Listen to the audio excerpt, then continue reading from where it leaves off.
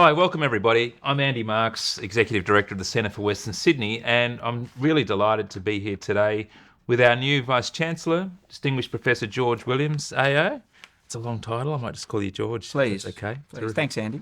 And look, it's great to be here at this early stage as well, so we can get to know George and what his vision is for the university, and really importantly as well, understand his vision for our region too.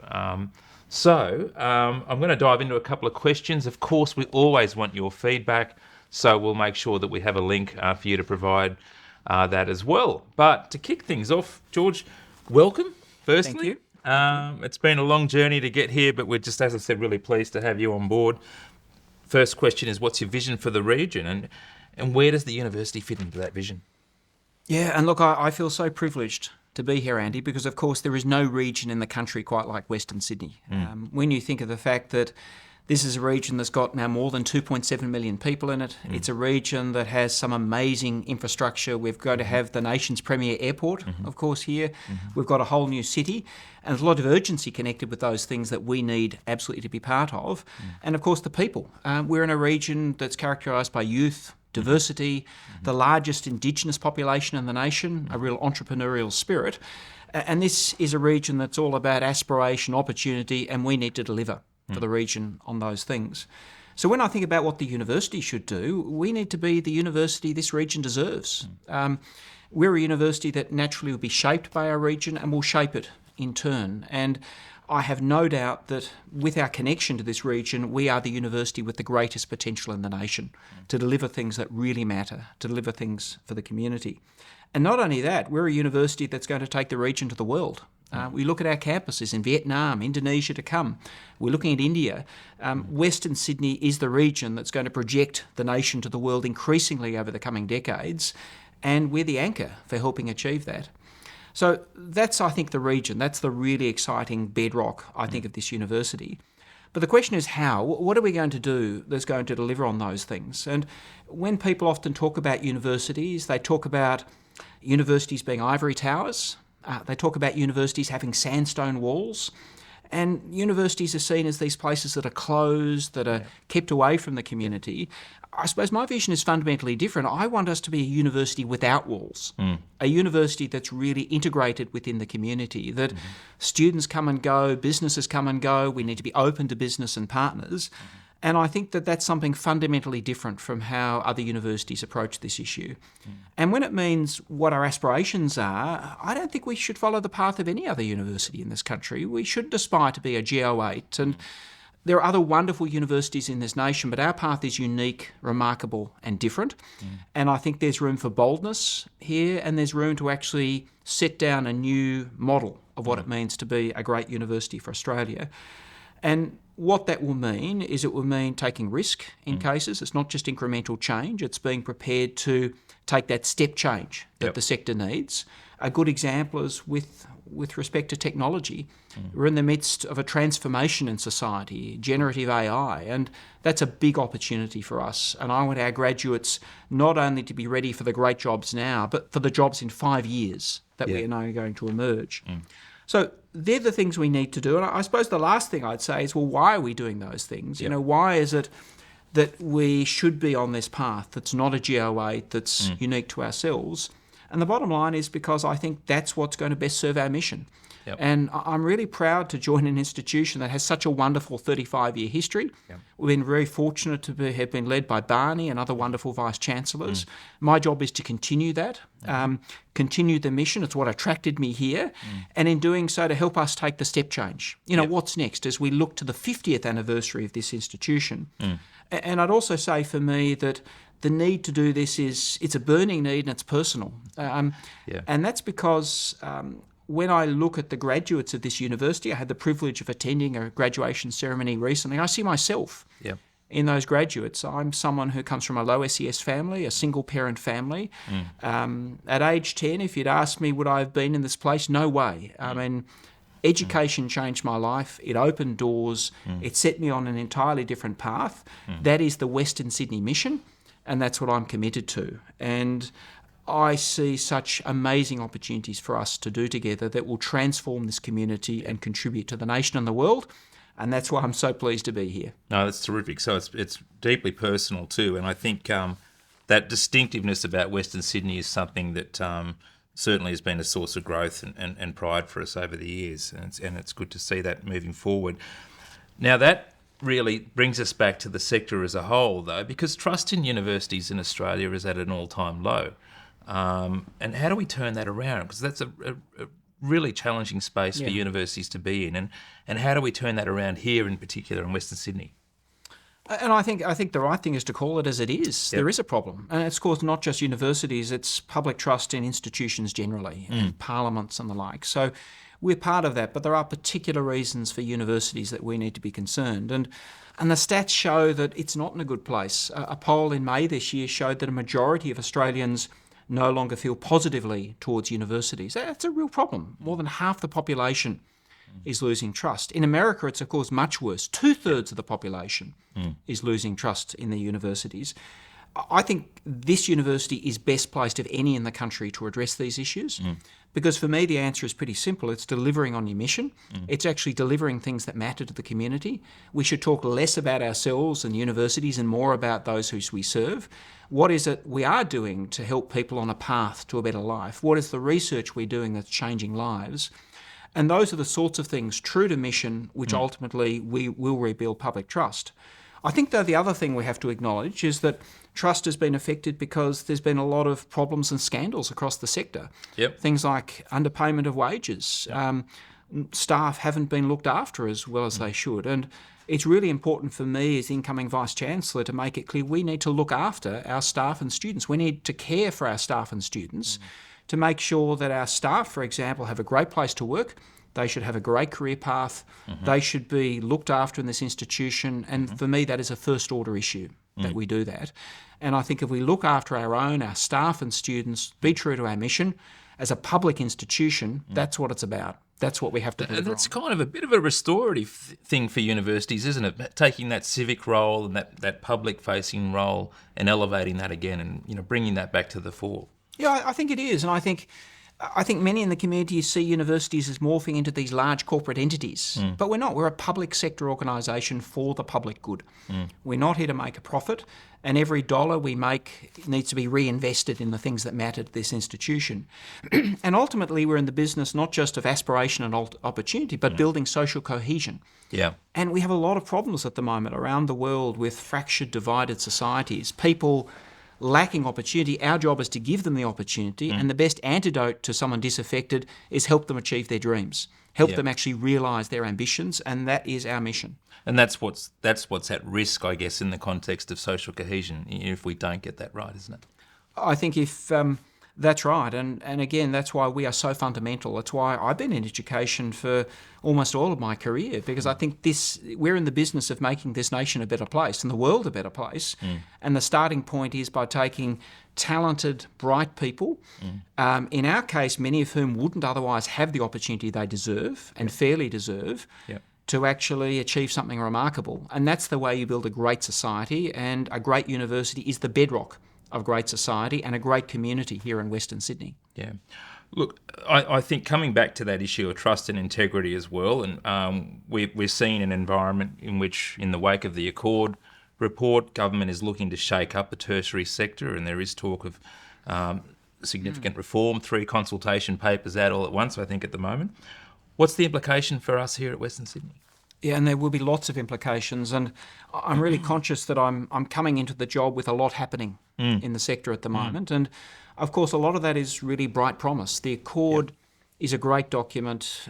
We are the university to realise the promise of the Accord, without a doubt. We are the university that's got 2/3 of our students first in family to go to university. We've got the highest number of students when it comes to non-English speaking background and low SES. And of course, much of the Accord is about opening up the university sector to those people. Well, we're doing it in spades, and we'd love to do more. And we can be leaders in that regard. And I think particularly also when it comes to our Indigenous staff and students as well. The Centre of Excellence is a landmark opportunity, not just for us, but for this region, the state and the nation, to fully invest in our Indigenous peoples with self-determination and to do something remarkable, different, that frankly is much needed, particularly after the disappointment of the Voice last year. On the other side, though, of course, we are seeing government regulation ratcheting up. And it's important to recognise that this is a once-in-a-generation change. We are seeing fundamental shifts in the relationship between government and university, to be frank, that is often quite deeply disturbing, that has the potential to cut across that mission. And a good example is that we need to attract great international students, many of whom live with local Western Sydney families, many of whom are closely connected culturally to the people in this area. And we need to do so to fulfil our international mission to the world. And we also need to do so because they contribute enormously to local communities here.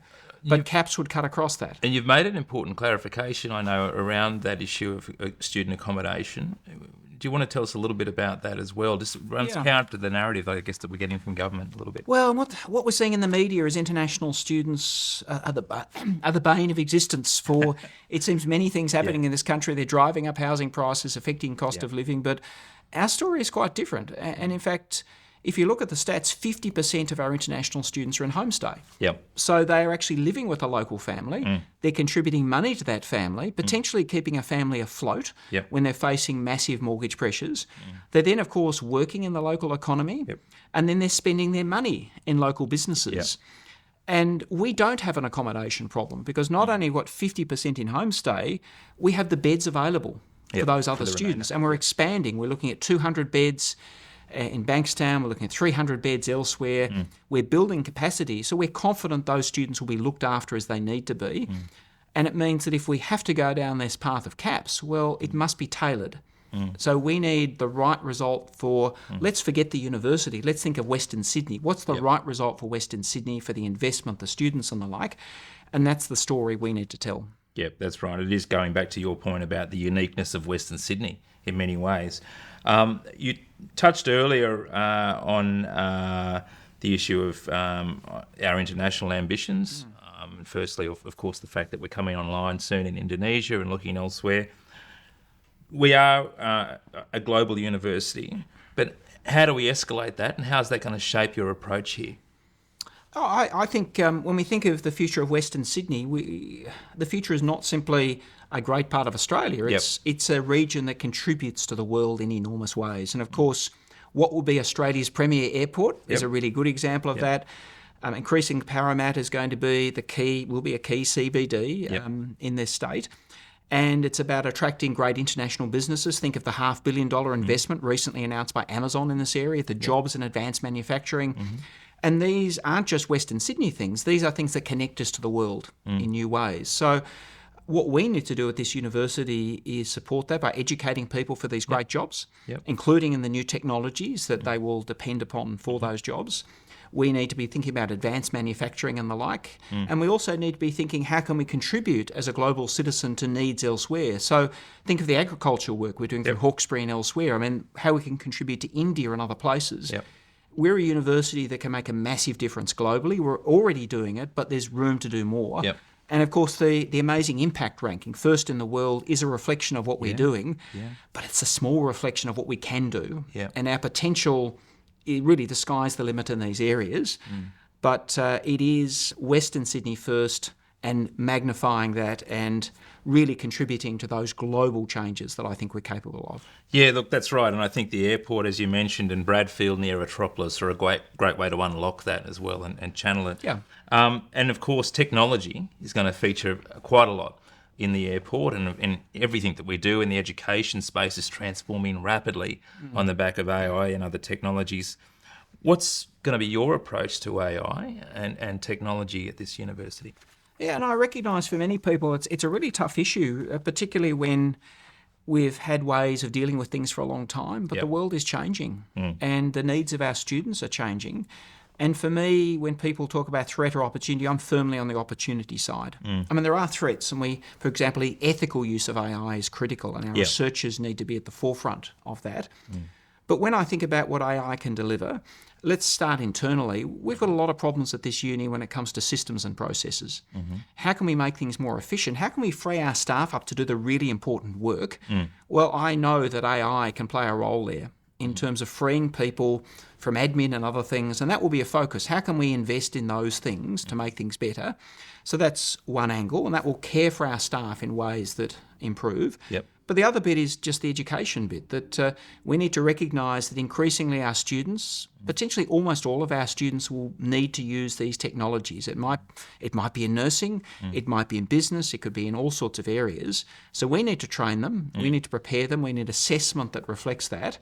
Because if we do that, we're setting themselves up for the best job, the best opportunity, and I would like this to be a really distinctive thing about our graduates, that employers know you're a Western student, you're ready to use the latest technologies, you're ready to go in these new advanced industries that are emerging, and our job is to prepare them, and not just for the job now, but for life, so that when the new technologies emerge, quantum computing in 2030 isn't too far around the corner, that our graduates are adaptable and ready to do that. So in fact, they're getting the best jobs now, and they're going to get the best jobs in the future that frankly don't even exist yet. So in effect, it becomes a distinguishing attribute again, that part of that uniqueness around Western Sydney, and something that speaks to the agility of the university as well, would you say? I think so, and I think when we ask, the bottom line is, what are the needs of our students and community? That's what needs to drive our decision making, that public good, public institution. What we know is our students and community need education that equips them to deal with these transformative technologies. If they're not, people are going to be left behind. We're not going to set up our students for life. That's what our society needs, so we have to upskill ourselves. That means supporting our academics, supporting our students. And I know there's a lot of great things already happening, but there's a process we need to go through to make sure that this becomes a feature of the education that we offer here. And I've got no doubt that the universities that do this well will be best serving the needs of their students. Yeah, absolutely. So we've talked a lot about what you're going to do when you're in the chair here, and we also probably want to know a little bit more about George Williams, the person. So when you're not passionate about everything Western Sydney and about everything to do with this university, what really fires you up, and what do you do when you knock off? Yeah, and you know, it's a big job, this, and as grateful as I am, and I feel really humbled to be in this job, you've got to turn off. And you know, all of us deserve a work-life balance and to have things outside life, outside the job. And for me, I tell you the thing that's firing me up at the moment, it's actually the Olympics, and the Matildas in particular. I'm a big fan, and I've got a 13-year-old daughter who is soccer mad. You'll often see me around Western Sydney at her games on a Sunday morning.